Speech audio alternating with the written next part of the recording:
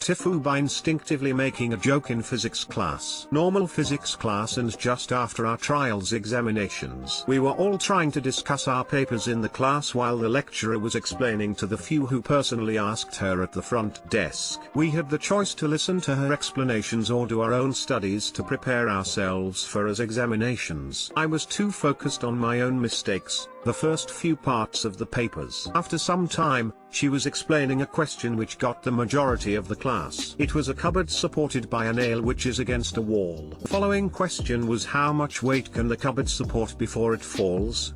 It was a multiple choice question with the answers being something around 12 kilograms, 22 kilograms, 220 kilograms and 2,200 kilograms. It was 220 kilograms. My friend was really bugged about it and proceeded to rant to me about it. Keep in mind, I was not paying attention at all towards her or the question, as I was a dumb idiot trying to understand simple questions. Friend, this doesn't make any sense. From my point of view, a cupboard can't hold that much. Me, it's physics. What else do you expect? Friend, a nail can't withstand that much weight. Me, it kind of did for Jesus. I felt a slight tap and saw my friend pointing to the front. Only after I saw my lecturer's face, I realized what I said. My lecturer was in a serious mood during these past couple of weeks as our examinations were coming soon. Also, she is a pious Christian. On the bright side, the weather outside the classroom was lovely.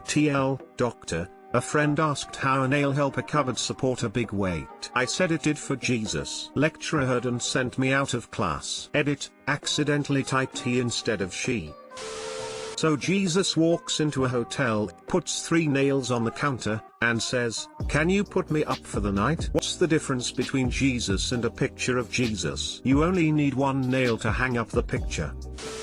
Now I'm imagining a 485 pounds Jesus falling off the cross cause the nails can't hold him up. Have you seen Korean Jesus? Dude's jacked. So is your lecturer a he or a she? You switch between them both in the post and in the comment replies. They only made it up a couple hours ago. Cut them some slack while they get their story straight. I'm confused. Is your teacher saying that it wouldn't have held Jesus? I guess that's why they used 4 nails, then smile. That's probably not why she sent me out, ha ha ha.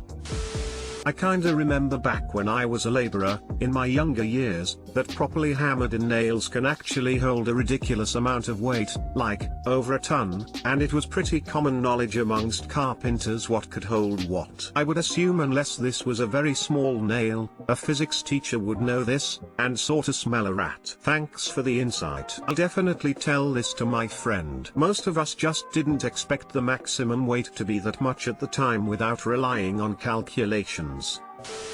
TIFU by letting brain go automatic at the gym. Obligatory. This happened last week. Disclosure. When I go to the gym, I put in my earphones and let the music absorb me. It eases the rest of the workout because it all feels like one swift process, and my brain goes on automatic, reflexively doing everything without strong conscious focus from me. That's usually not an issue, but, well, it was time for my chest workout and I spotted a pair of benches lined up together, with the heads right against one another. One of them was free, and the other was occupied by a dude. Now, this man was something. He looked like he was the sole supreme warrior of all the lands of Pakistan. Biceps and triceps bulging so much they look like they're about to spill onto the ground and start lifting weights themselves. Likely eats the equivalent of a Hindu holy cow in his daily protein shakes. Fully absorbed by seers chanting in my ears, I walk over. Routinely, I remove the clamps and weights of the previous user on my bar and start searching for some 5 kilograms weights. I take a few steps around, eyes scanning the floor and many racks for them, and my eyes finally set on a nice, jungle green pair sitting on a rack. Dutifully, I start removing the clamp on the rack as to reach the 5 kilograms weight, with only a small, nagging voice in the back of my head wondering, why is there a clamp on this rack? and began to pull out the weight. And then, it happened. The enchanting harmony of Sia's voice was penetrated by a booming, "Hey!" My hands freeze, and my neck cranes upwards to see Commander Pakistan himself lying down on his bench, looking ready to start his bench press with his hands gripping the bar above him, which just so happened to line up perfectly with the rack I was dealing with. Oh, that's when it dawned on me. The rack I was pulling weights off was, in fact, the bar he was using, and I was about to casually give this guy a serious injury had he lifted the bar, ignorant to my oblivious meddling. I ripped out my earphones, threw my hands back, and immediately started to apologize. Initially, I saw only trickles of smoke toot out the ears of our South Asian demigod, indicating he was only slightly pissed. Later he seemed to find it funny, even cordially giving me tips for my workout. Very chill guy. But butternut, boys and girls, my automatism could have seriously injured someone, and boy did I fu. TL, doctor, I obliviously removed the weights off the bar of Zeus Cheesecake Pakistani warrior son while he was using it, and I could have injured him. The amount of flattery you provided. Ask him out already. You can't just ask out a Pakistani god. Are you crazy? He has such powerful looking hips it would destroy me. His strengthened body must have hypnotized you, so much so that you couldn't even tell what you were doing. Glad they didn't get hurt.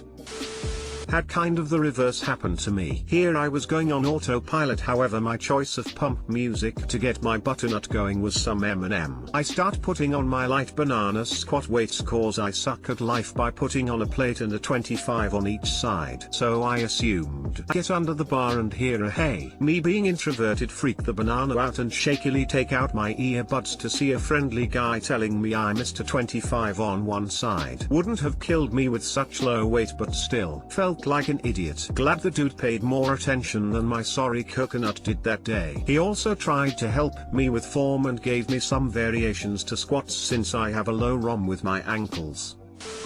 And GT, supreme warrior of all the lands of Pakistan. And GT eats the equivalent of a Hindu holy cow in his daily protein shakes. Not the best way to pair them up, but I'll take it.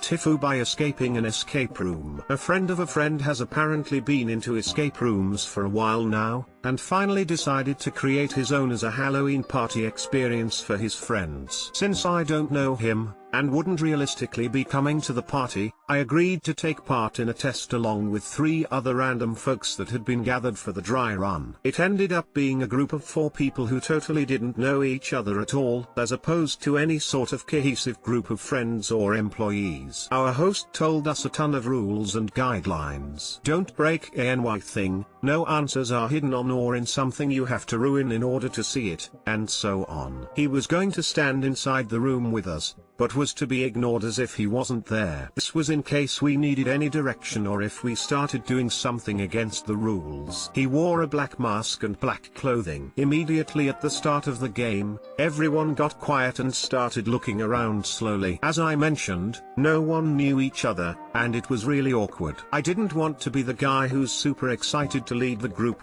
and I guess they didn't either. The escape room was history themed. Computer printed photos of historical figures and explorers on the walls, a cheap dollar store style globe on an end table, and so on. Lots of books stacked around. The first thing I did was look at the combination lock on the door, which had 4 numbered rollers. I put in the first relevant number I thought of, 1492, the date Christopher Columbus landed in the Americas. Lock opens. Things got 1,000 times more awkward. I apologized and explained the situation to the host, who told me to sit down for the duration, relock the door, and asked the remaining guests to figure out where the combination was hidden. The host was incredibly angry, but only in so much as I could hear it in his voice and see it in how he moved, mainly closing and relocking the door hard. He didn't call me out for doing an obviously brain-dead thing and didn't say anything rude. Soon after, I decided it'd be better if I just left, apologizing again. TL, doctor,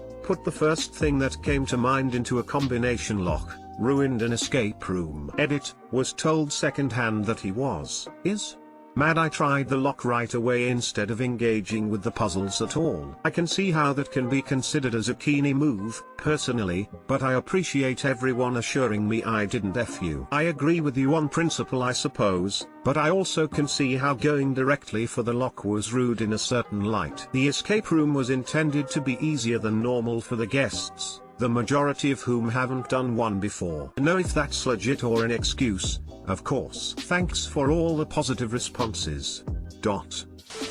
Isn't this sort of thing what dry runs are supposed to suss out? So I'm a hero. His fault for choosing such a simple solution to his escape room. Exactly. Not your FU at all. He was angry because he was embarrassed.